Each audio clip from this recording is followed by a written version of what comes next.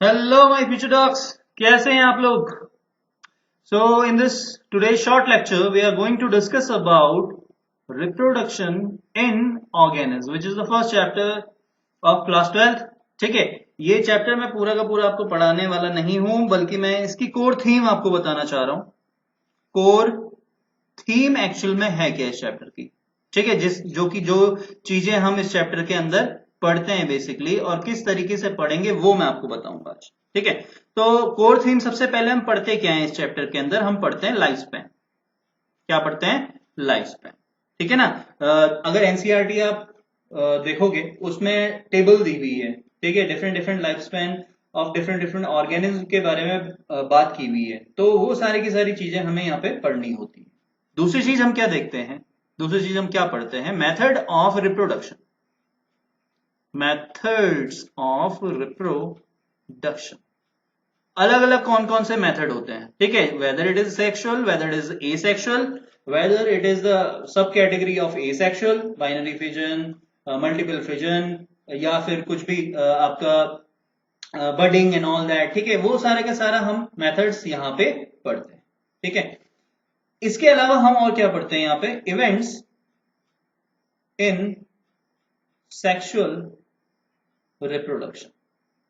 Sexual reproduction में जितने भी इवेंट्स यहाँ पे होते हैं ना, चाहे whether it is pre fertilisation event, whether it is fertilisation event, and whether it is post fertilisation event, तो वो इवेंट्स हमें यहाँ पे पढ़ने होते हैं। ठीक है, तो third core theme is the event in sexual reproduction. Last में हम क्या पढ़ते हैं? Phases of life. चाहे वो जुवेनाइल फेज हो, ठीक है, जिसमें कि एक बॉडी ग्रो करती है, चाहे वो रिप्रोडक्टिव फेज हो, जिसमें कि एक बॉडी केपेबल हो जाती है रिप्रोड्यूस करने के, और चाहे वो सेनिसेंस हो। ठीक है, लास्ट में जब बुढ़ापा एजिंग वाला फेज जो होता है उसको सेनिसेंस फेज बोल देते हैं। वो सारा फेज हम यहाँ पे पढ़ते हैं, डिस्कस करते हैं। ठीक है, तो ये कोर थीम है इस चैप्टर की। ठीक है ना। इसमें से एक दो थीम्स में आपको थोड़ा आइडिया देता हूं उसका।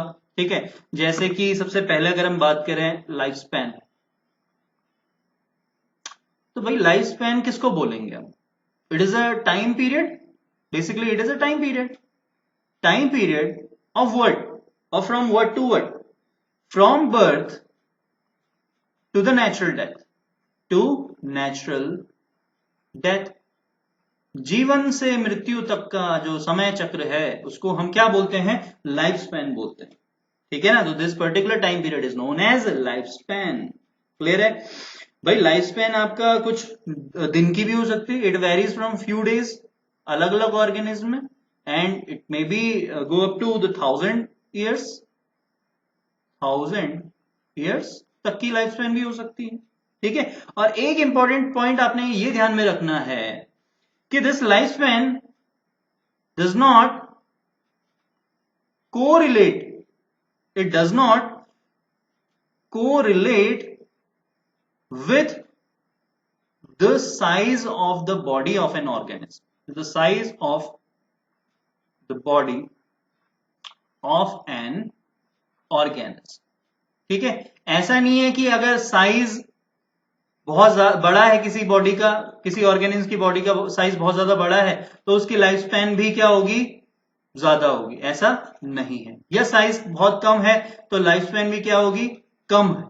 ऐसा नहीं होता, या वाइस वर्सा, ज्यादा कम, कम ज्यादा, ऐसा कुछ नहीं देखने को हमें मिलता। This is totally wrong. We can't correlate the life span with the size of the body of an particular organism.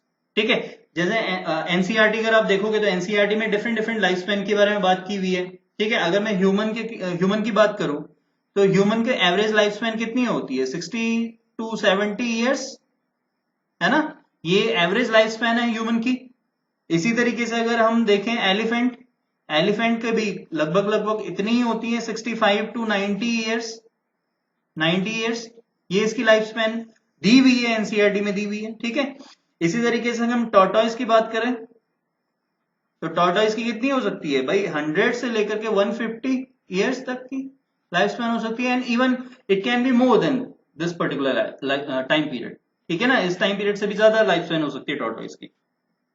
इसके अलावा अगर हम बात करें बैनियन ट्री की, बैनियन ट्री की, तो बैनियन ट्री की लाइफ स्पैन 200 से 300 ईयर्स तक की हो सकती है, ठीक है ना। और अगर मैं बात करूं बटरफ्लाई की, बटरफ्लाई की लाइफ स्पैन कितनी होती है 1 to 2 वीक्स, और इससे भी कम आपकी जो फ्रूट फ्लाई, ठीक है, जो डोमेस्टिक फ्लाई है मस्का डोमेस्टिका, वो फ्रूट फ्लाई की लाइफ स्पैन होती है 20 to 30 डेज की ओनली।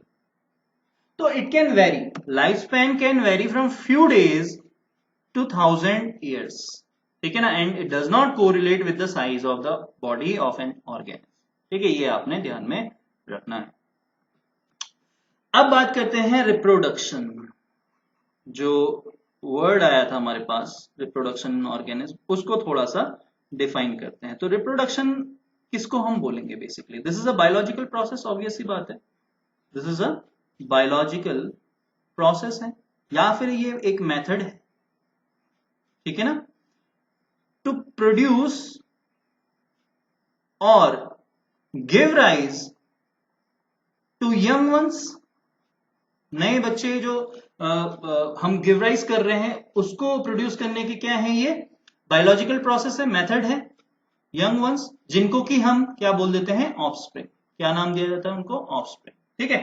तो ऑफस्प्रिंग को प्रोड्यूस करने का एक बायोलॉजिकल प्रोसेस है, लेकिन इसके अलावा there is also essential to maintain continuity of life, continuity of life, ठीक है ना। जो लाइफ की कंटिन्यूटी है उसको मेंटेन करने के लिए भी रिप्रोडक्शन बहुत जरूरी है। अगर रिप्रोडक्शन होगा ही नहीं तो एक जनरेशन से दूसरी जनरेशन कैसे बनेगी? जब बनेगी नहीं तो कंटिन्यूटी रहेगी कैसे? चाहे वो कोई भी कैरेक्टरिस्टिक्स हो, जीन्स हो, क्रोमोसोम हो, DNA, genetic material, weather it is anything, कैसे पास ऑन होगा एक जनरेशन से दूसरे जनरेशन? नहीं हो सकता। तो कंटिन्यूटी क्या होगी? नहीं हो पाएगी अगर रिप्रोडक्शन नहीं होगा। तो reproduction is essential to maintain continuity of life, ठीक है, ये आपने ध्यान में रखना है, ठीक है। और रिप्रोडक्शन होता है दो टाइप का, वो तो आप लोअर क्लासेस से पढ़ते हुए ही आ रहे हो।